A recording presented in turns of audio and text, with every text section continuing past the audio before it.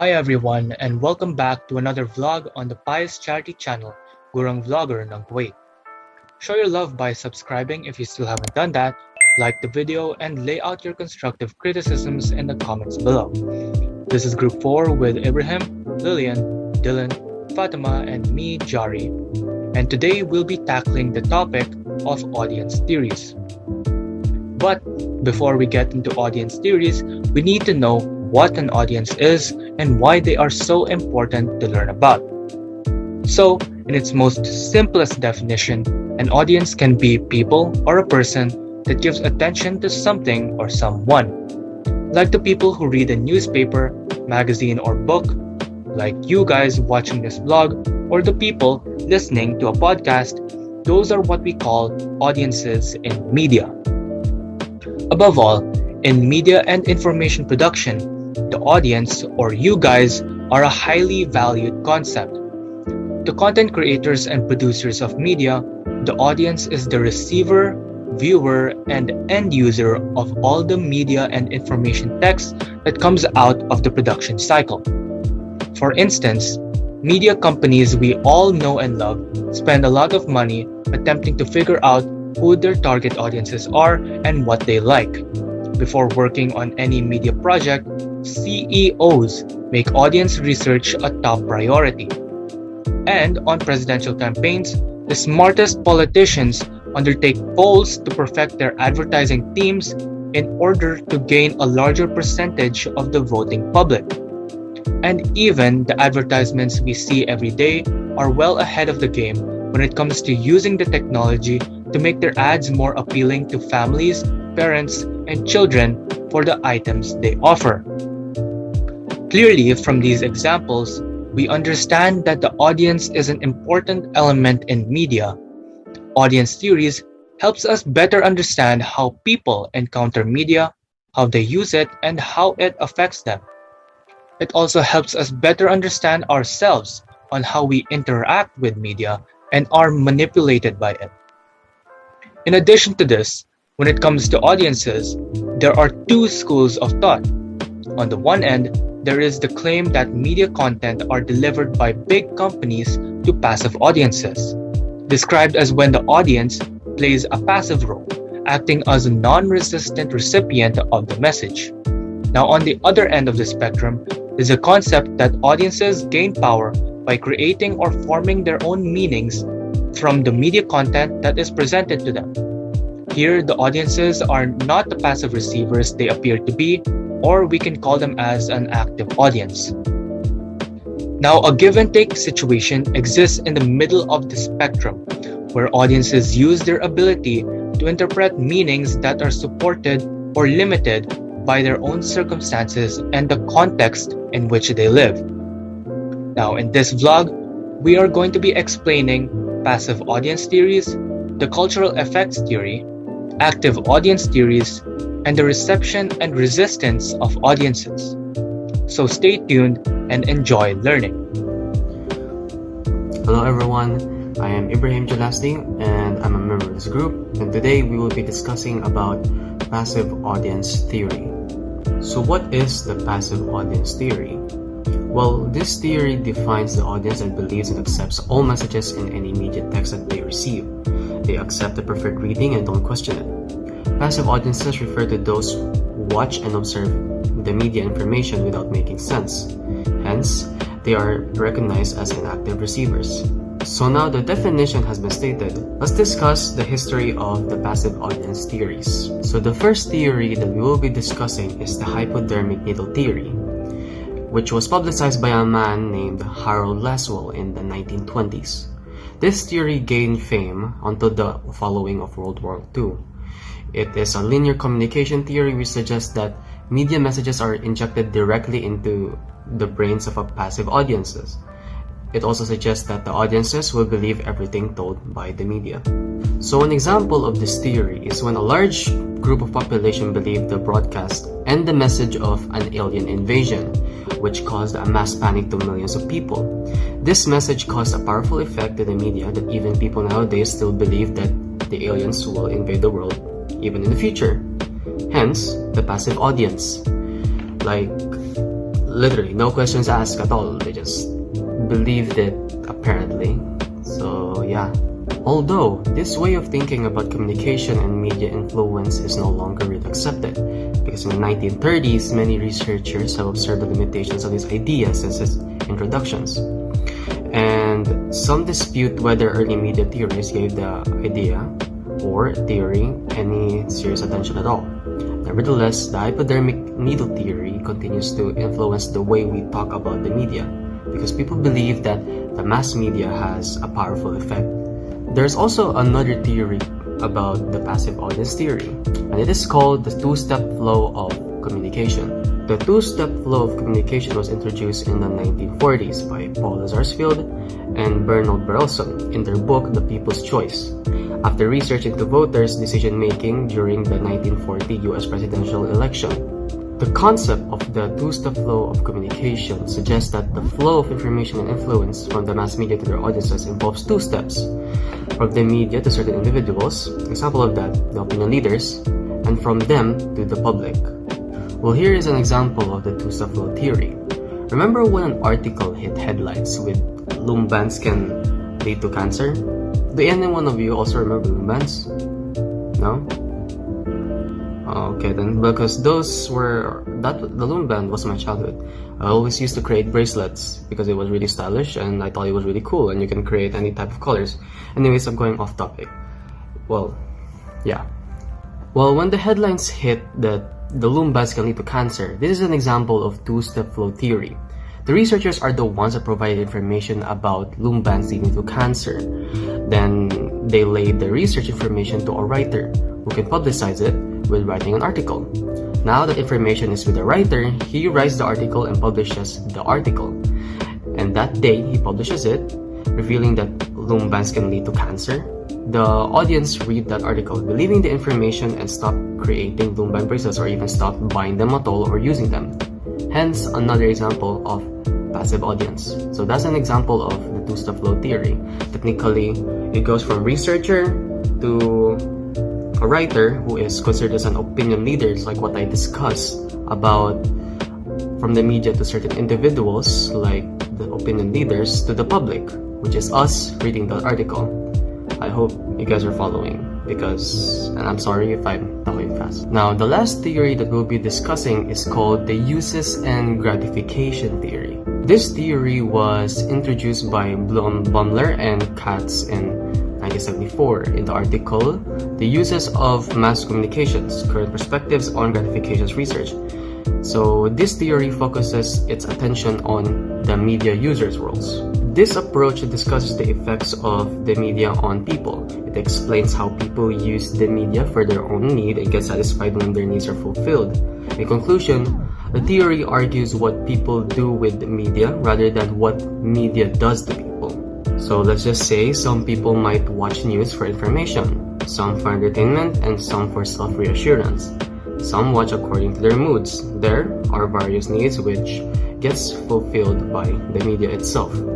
So I guess that already sums up the use and gratification theory, right? No, not exactly, because there's going to be more information that you guys need to know about the uses and gratification theory. Yes, it all sums up that people go to the media to satisfy their needs, or I guess to put their problems away, and then they just look through social media and then they do whatever they want to do. Well, researchers did some research about it, and these are examples of what I guess people do for their gratification. And the first one is, of course, diversion. By the way, this is according to Wikipedia, so yeah, credits to them. So the first one is diversion, of course. Escape from routine or problems, or I guess emotional release. Number 2, personal relationships. Companionship or social utility. Maybe some people might need some companionship that they go in the media and then they look for their companionship there. And then the third one is personal identity, self-reference, reality exploration, and value reinforces.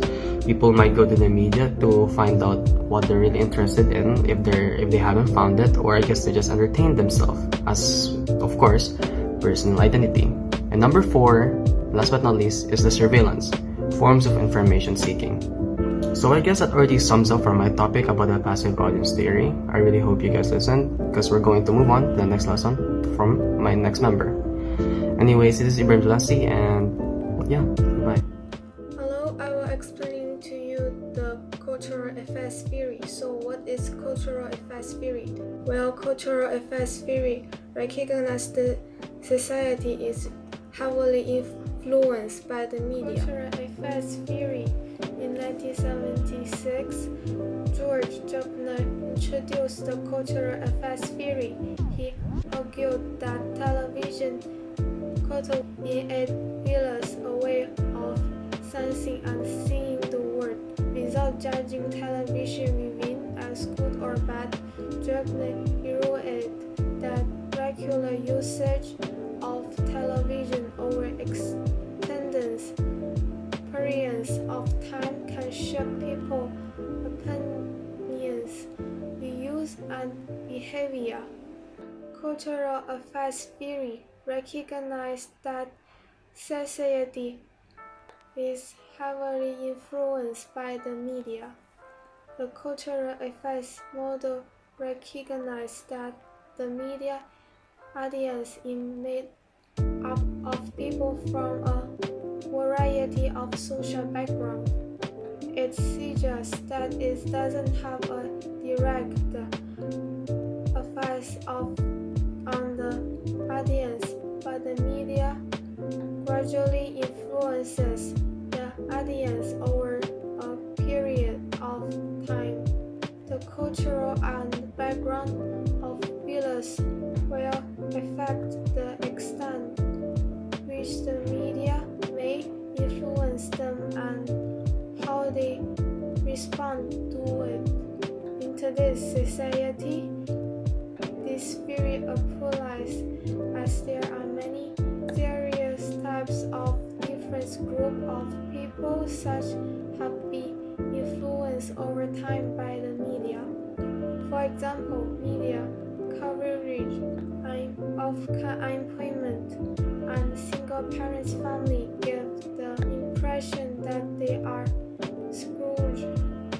It also affects the elderly, with people having the beliefs that they do not claim the benefit that they are rightfully entitled, do not never be used the same media contents in the same way as the defendant on how they are exposed to it and how they are perceive it.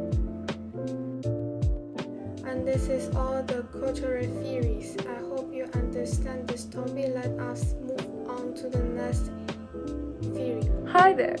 I will be discussing about the active audience theories. So, let's say you are a business that is selling magazines or newspapers or perhaps books.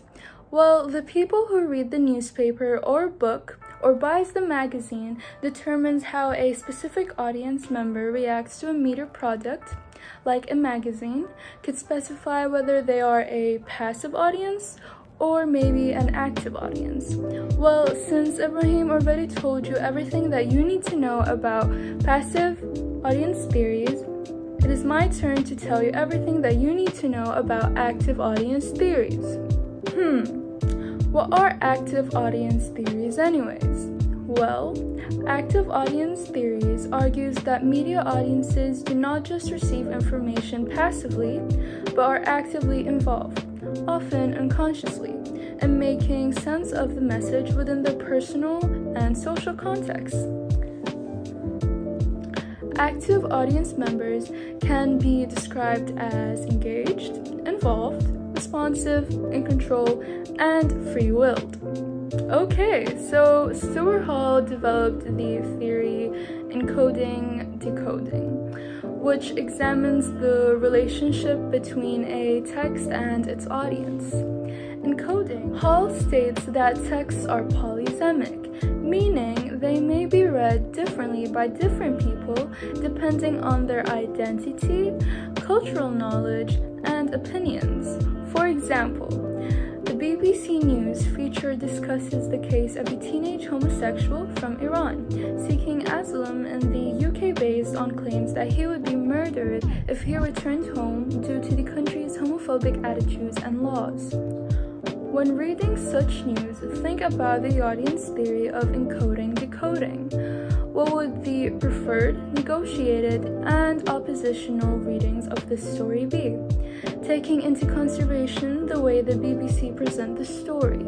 For example, the preferred reading and what types of audience groups would take each particular reading. The story as represented by the BBC and the politics of the issue itself would affect a range of people in various ways, all contributing to their particular reading of this news feature, considering the following audience groups when thinking about your answer. Like the homosexual people, heterosexual people, those classed as homophobics, the British Caucasian population, the Iranian people living in the UK, the British Catholics, the British Muslim population, and the British atheists. You still don't understand what is the audience theory? Well, let me give you one last example for you to understand it better. For example, Ella and Bella are siblings who are watching the news on television. The news reporter is providing tips on how to stay healthy. Ella tries to listen to the news reporter's tips actively to follow them. Then she asks her sister Bella to be confirmed that do these tips really work or not. In contrast, Bella accepts those tips easily. Here, Ella is an active audience who is a critical thinker. Therefore, she carefully focuses on the news presenter's dress, speaking style, and message's meaning. On the other hand, Bella watches the news without focusing on the content of the message. Here, Bella is a passive audience who is a cognitive miser. Therefore, she does not focus on interpreting the messages. She only focuses on the news reporter's appearance. As a result, she believes the news reporter's tips easily and becomes manipulated.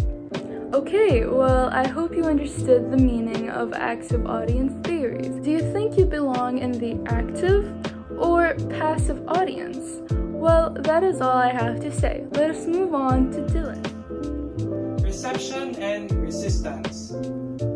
When it comes to reception of media text, we learn theories on how a passive audience receives the media text and how they portray it.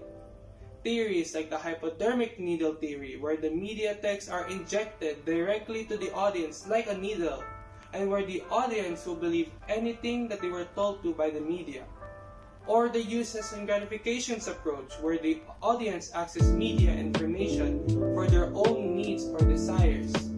And then there's also the cultural effects theory, where television cultivates the audience on how they view and see the world, and how they shape their views, opinions, and beliefs. And then lastly, there is the active audience theory, where the audience do not just receive information passively, but are actively involved in the process.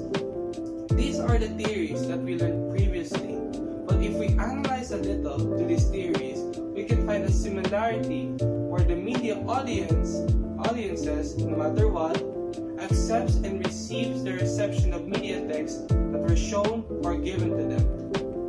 However, in 1980, David Morley articulated 3 modes of reading media text on television, because he argues that audiences can resist the messages of media and information in very creative ways, and this is done through the social positioning of the audience. Hence, the 3 modes that David Morley gave us are dominant reading, negotiated reading, and oppositional reading. Dominant reading is where the audience fully shares the text's code and accepts and reproduces the preferred reading. It's like when you listen to the media. You listen to it, you believed it, and you accepted it. Looking at product commercials. Here, let's have an example of a product commercial scenario. So you are a woman, you are watching TV, and saw a shampoo commercial where it features the luscious and beautiful hair of a woman. For women viewers, this ignites to have the same hair as the product endorser. So you went to the supermarket to buy that product. That is an example of dominant reading, because you believe the commercial, you believe that that shampoo product can work on you, so you went to the store and bought it. That is dominant reading. Then there is negotiated reading. Negotiated reading is where the audience partly shares the text's code and broadly accepts the preferred reading, but sometimes resists and modifies it in a way that reflects one's position, life experiences, and even opinions. It's like where you accept the parts of the media text but has your own views and parts as well. It's like where you believe what the media have told you, but you receive some, you do not believe that some parts of what the media told you. Like there are parts that you don't believe. Here, let's use the same example, the shampoo commercial. So instead of you instantly buying the product you saw from the shampoo commercial, you sit down and doubt that the woman's hair from the commercial is nice because you think that she used the product. That's what the commercial is going for.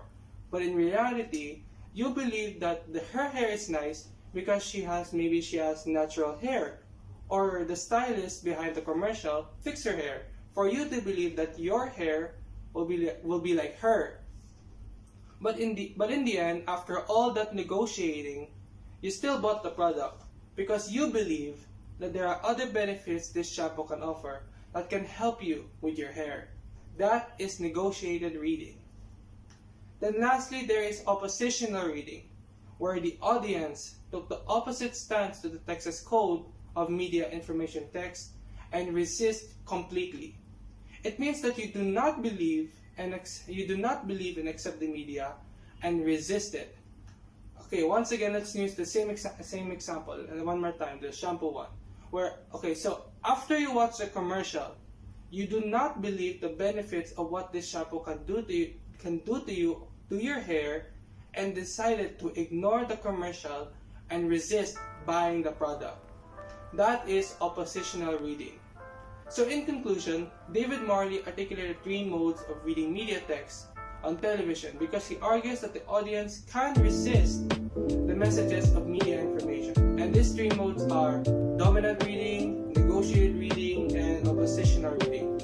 Dominant reading is where you don't resist the media and instantly believes and accepts it. Then negotiated reading is where you broadly accept the media but resist it at the same time. Then lastly, there's the oppositional reading, where you completely resist the media. So that is the end of reception and resistance. Thank you for listening, and bye-bye. In conclusion, we need to tackle audience theories to better understand ourselves and our communities as media audiences. Understanding how an audience behaves is a crucial first step in appreciating our role as a spectator, listener, speaker, or a friend. So thank you, the audience, for giving us your valuable attention. We appreciate it. This is Group 4. Don't forget to like, comment, and subscribe, and see you next time.